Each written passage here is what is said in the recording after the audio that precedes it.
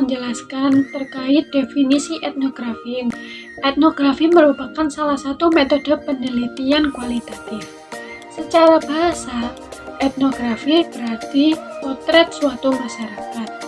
Etnografi berasal dari kata etnos, yaitu bangsa atau suku bangsa, dan grafein artinya tulisan atau uraian. Menurut Duranty, etnografi merupakan penelitian mengenai aktivitas sosial dan perilaku masyarakat atau kelompok masyarakat tertentu.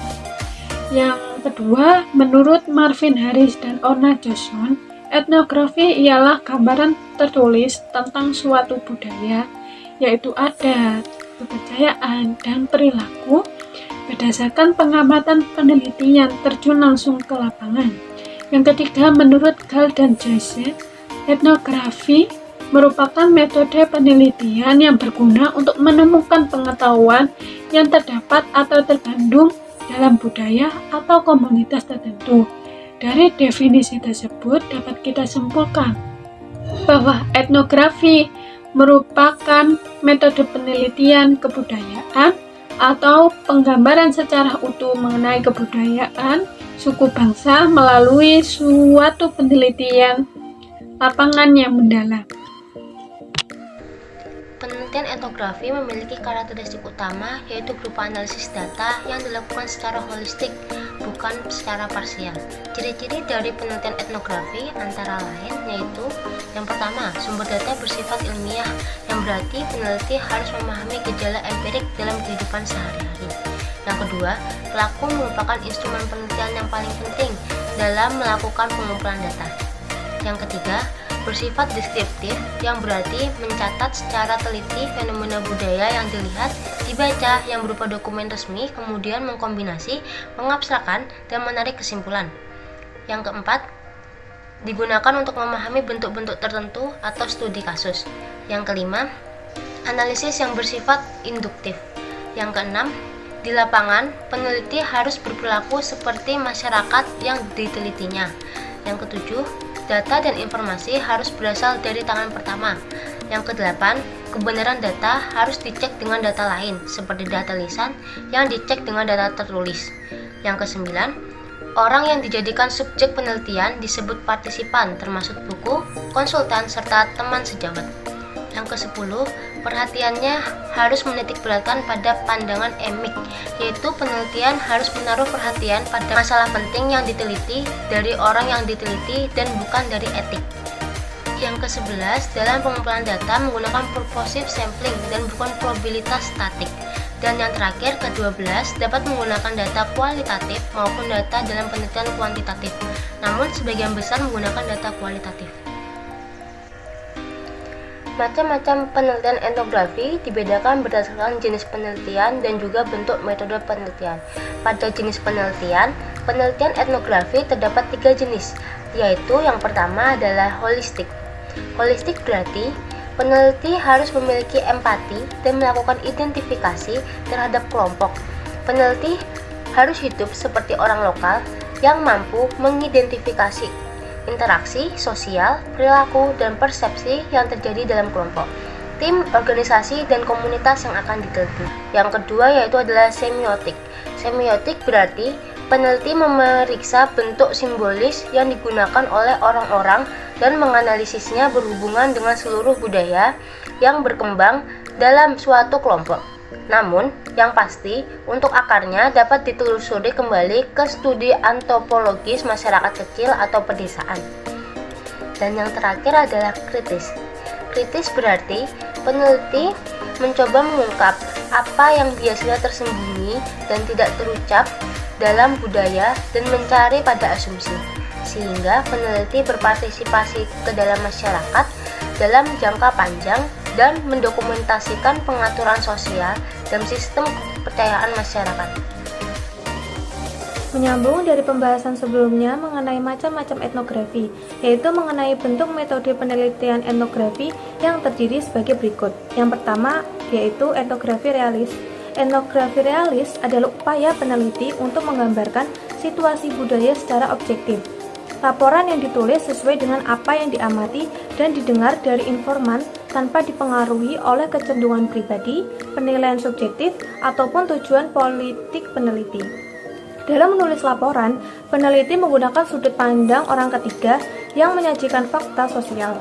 Dalam bentuk ini, peneliti bersikap tidak netral dan ikut memposisikan diri dalam penulisan laporan penelitian. Peneliti juga bersikap bias dengan membela kelompok marginal.